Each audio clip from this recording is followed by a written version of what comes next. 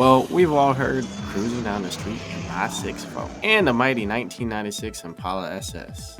But have you wondered how the rest of the Impalas stack up? With a staggering 10 generations starting in 1958, I will rank all 10 of them. Mostly based on my subjective preference, by the way, so if you're looking for a super serious and objective list, then this isn't the place, bro. So, let's get started.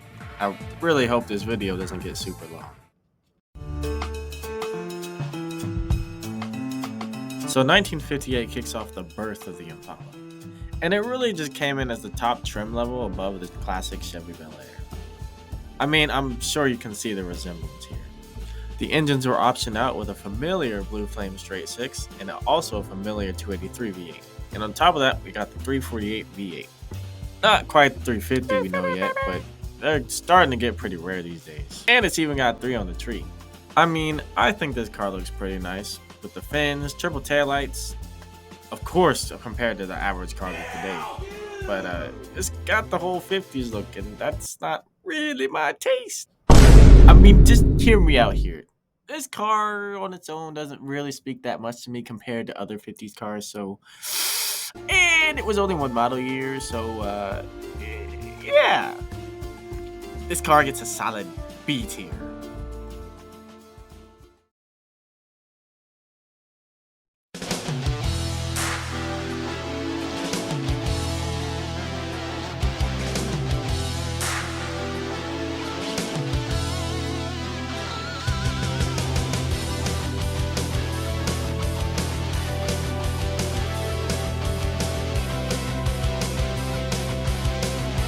The GOAT was here.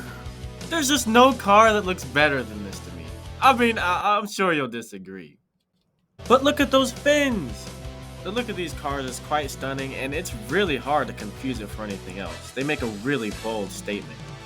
And it really does it all just on the looks. I mean, this has the same engine options from the 58, and the 59 looks a little weird to me with that chunky mustache. But the 60 is just perfect. It's my dream car. We can thank the voodoo from San Andreas for that. Just give me a 60 convertible with jade green, torque thrust, a black top, and even a gutless TBI 350 with a 4-speed, and boom, I'm done. My dream is complete. I mean, this car could take me out on a date and just...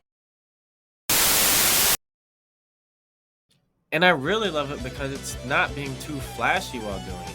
It's making a statement while still being simple. The headlights, the grille, the taillights, 3 bulbs, the angled fins compared to the 59, all comes together in this nice, beautiful package. It's not overdoing it like a 59 Cadillac. It's timeless, kind of like the Lamborghini Murcielago and the Gallardo. They don't have crazy angles all over the place like their successors, but they're timeless. Weird comparison, I know, but totally my first S tier.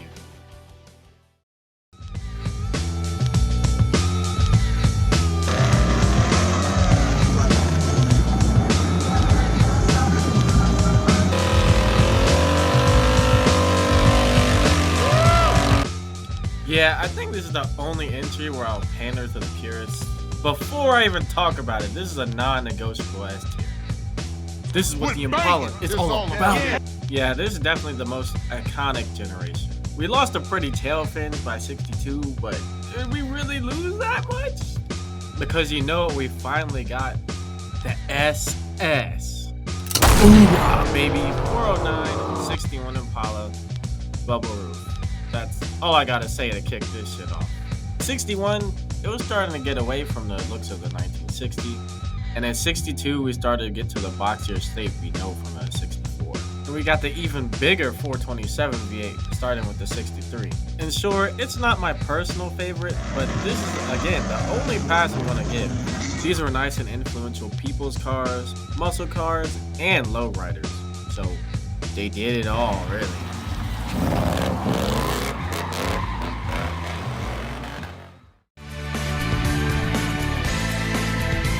Oh my god, GM was cooking. The 4th gen started in 65 and ended in 70. And in 65, it took us to the more 60 and 70s muscle car look that we all know. I'd say the 68 Fastback is my favorite looking Impala, right behind the 1960 for looks. The triple taillights always do it for me. And this generation introduced the Caprice counterpart that we all know. But I'm gonna exclude the Caprice from this list because that can get confusing and kind of makes the judgment unfair for some.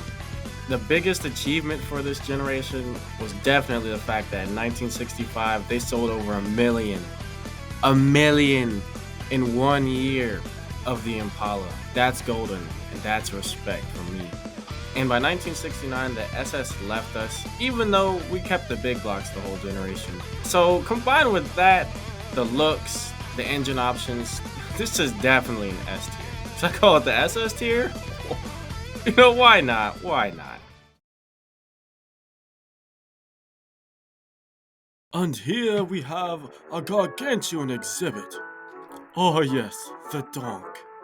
These big cars weighed at a hefty 4,500 pounds at over 18 feet long. Some even sport flashy, flaunting colors and big wheels. These are mighty dinosaurs still roaming the earth. This is where things get a little malaise? Not all bad though. Lasting from 1971 to 1976, these Impalas became big B-body boats. And some of you might even recognize them as the actual donks. Yeah, these things were fat, though biggest doesn't really mean the best for me, so it's certainly not my preference. Though, if you see one of these on the road, you're gonna have a hard time missing it. Oh yeah, and I kind of like the look of the 76 going into the... Oh, that's a Caprice? B tier.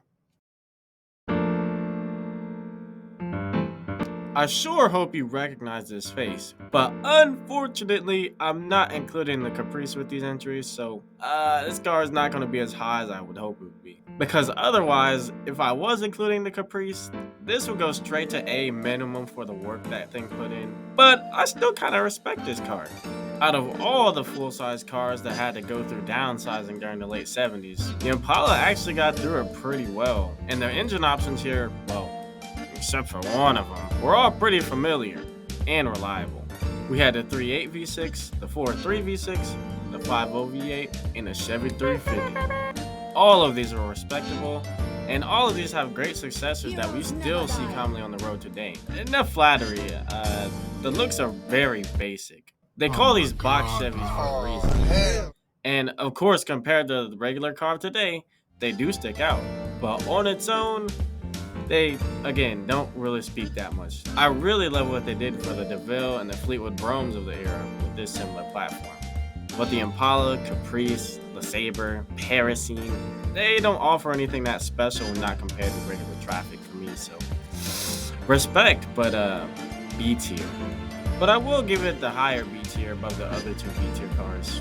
And you know what? Let's move the Gen 4 up one spot. Okay, so let's take a break. We've only talked about cars that are basically collector's classics at this point, not really cars you drive or see every day on the road. And don't say, well, I drive my 67 Impala every day. That's just not realistic for everyone, man. So basically what I'm saying is, I'm going to judge these cars a little bit differently because these are cars you could actually buy and drive every day to go to work or something and actually be a good financial decision. And these are cars I've actually experienced mostly, so I have stronger opinions on them. Depending on how things go, I might make dedicated videos for all of these, honestly. Just let me know in the comments. Wow, it's an Impala.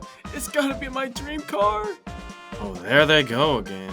You think he's gonna hit big at Bear Jackson? Probably. He's on that Hollywood shit again. It's got a Corvette engine. So cool. I gotta get one for like 20K. It's such a steal. Wow, my ass. Dude, he doesn't even like this C4. What's up? Get out! Oh, man. Oh man, I'm sure you expect me to preach to the choir, but you're dead wrong, man. I think this car is kind of fraudulent. Maybe that's not the word, but overloved and overpriced for what it is for sure. And I know, is it kind of unfair to bring up price at this point? A little, but again, we're talking about cars that actually offer you being a car. Anyway, I want to be harsh to this car because it showed up with the SS name, the only trim by the way, for only 3 years by the way. without a manual, and set some kind of crazy precedent that the Impala had to be some hot rod family sedan. But on its own, it's a Caprice with lipstick. I can't think of another car that's been so cloned, and it's that easy because it's not that visually unique or mechanically different from the other stuff, including the interior, which is uninspiring. And on top of that, people spout, it's got a Corvette engine, just after taking their daily shit on the C4 and not batting an eye at any other LT1 car. In fact, why is this the most expensive LT1 car right after the rare Corvettes and maybe some Firebird? If anything, the Roadmaster wagon is a much more unique car, while the Caprice and the Roadmaster are probably the best bargains if you want this kind of experience. Hell, go and clone your Caprice just to piss off the collector, because this car just feels like collector bait to me.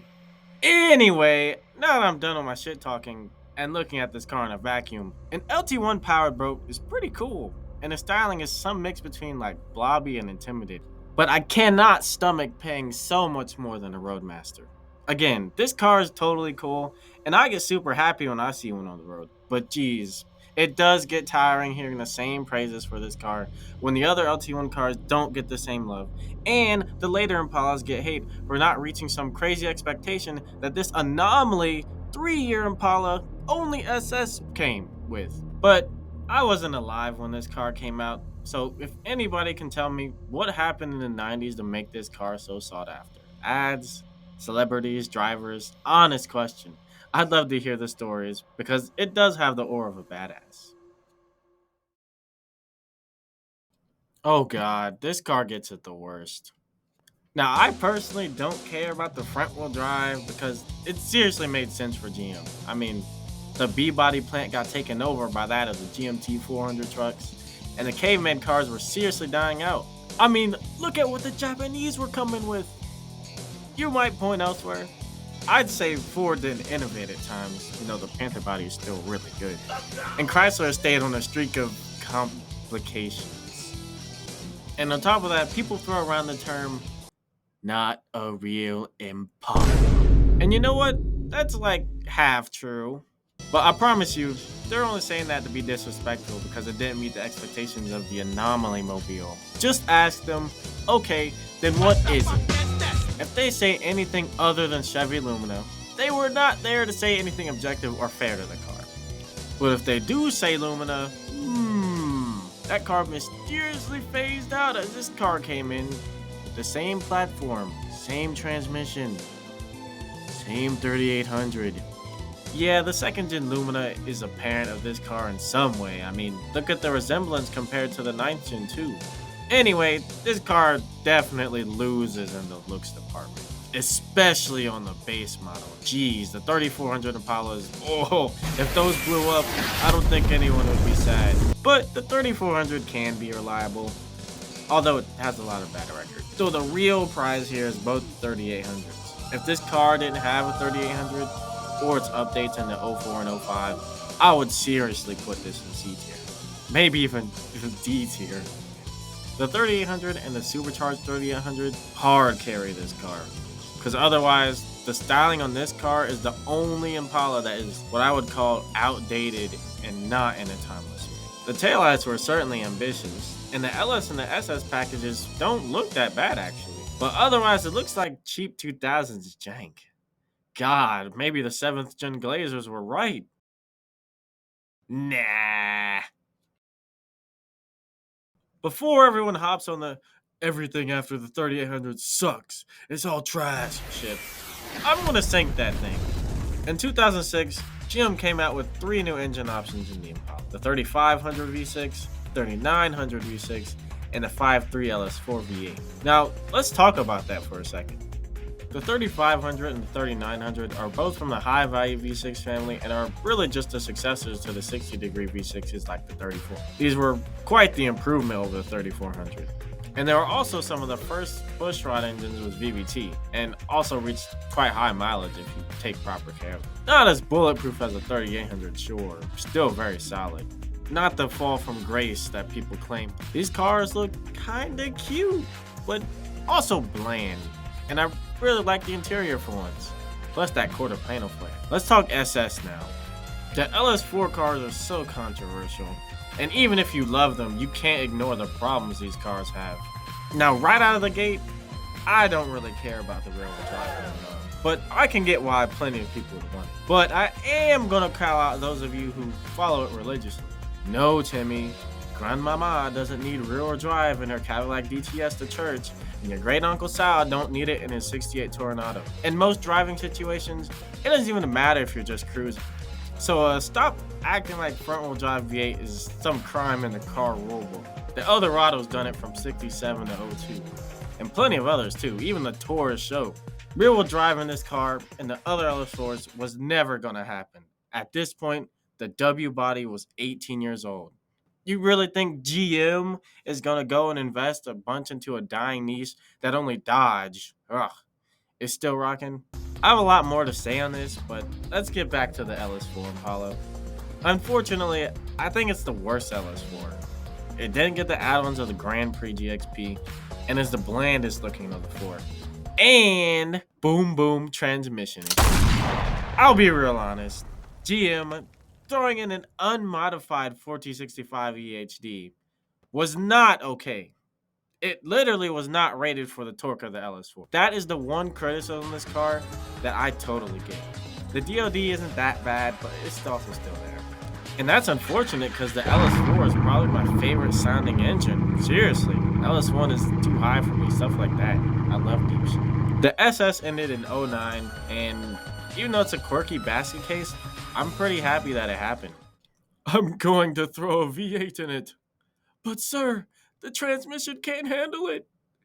You only live once, dear. I don't know, man. They also could have just played it boring and threw in a supercharged 3800. But they didn't, and I like that they tried to have fun with what they had. You'll notice that many of the SS cars around 2006 to 2008 were trying to do the same thing versus the boring stuff of today. Yeah, I'm talking about this generation too much. The 3539 left in 2011. The dual overhead cam 3.6 V6 came in 2012 with a nice 300 HP, though the SS is still faster and cooler. These are pretty reliable and carried on into the 10th generation, though most of these cars in the whole generation were fleet cars and stretched all the way to 2016. But that's 10 years and they did something right there. They're off to a good start as the sweeping styling is a whole heck of a lot better looking than any Impala since the 60s. You know what? He's right. The 9th gen is cute and bland. The 8th gen is just cheap and bland. The 7th gen is a Caprice with lipstick. And the 6th is a box. Oh no, he's hot!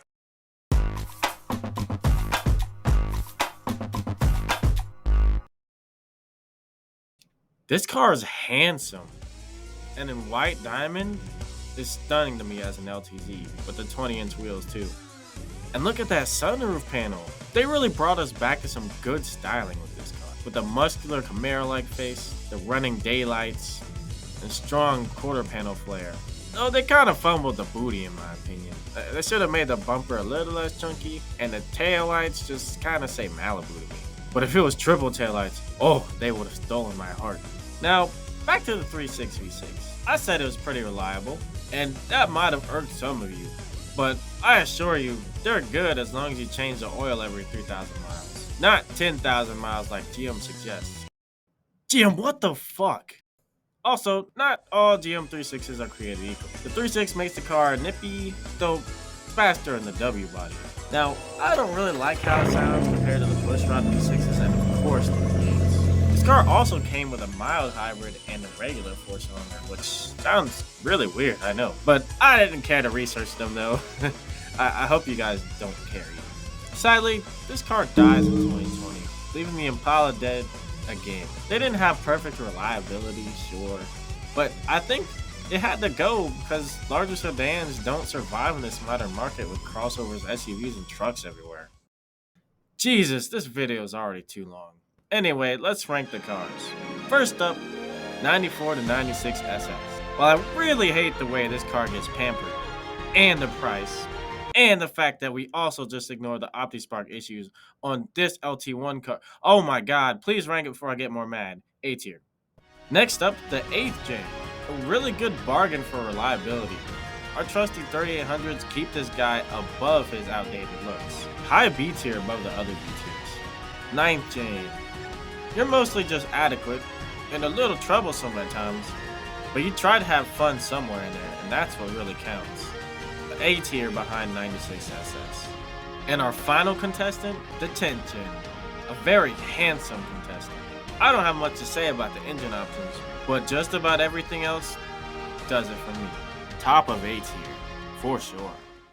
Sheesh, this video. I really could have put more info in, but the video's already too long. The 9th gen SS versus the 10th gen LTZ is a real battle. If anything, I would consider the 10th gen LTZ over anything that's not a 1960 Impala. But this is where my Impala preferences lie. I'm sure people will disagree, very, very sure on the 7th gen. But let me know if you want to see videos dedicated to each gen or go more in depth, maybe even a buyer's guide. And let me know if you want the videos to be shorter or longer, or the algorithm will tell me that. But beep a Monte Carlo tier list, because that might be next. This is LeSabre Super.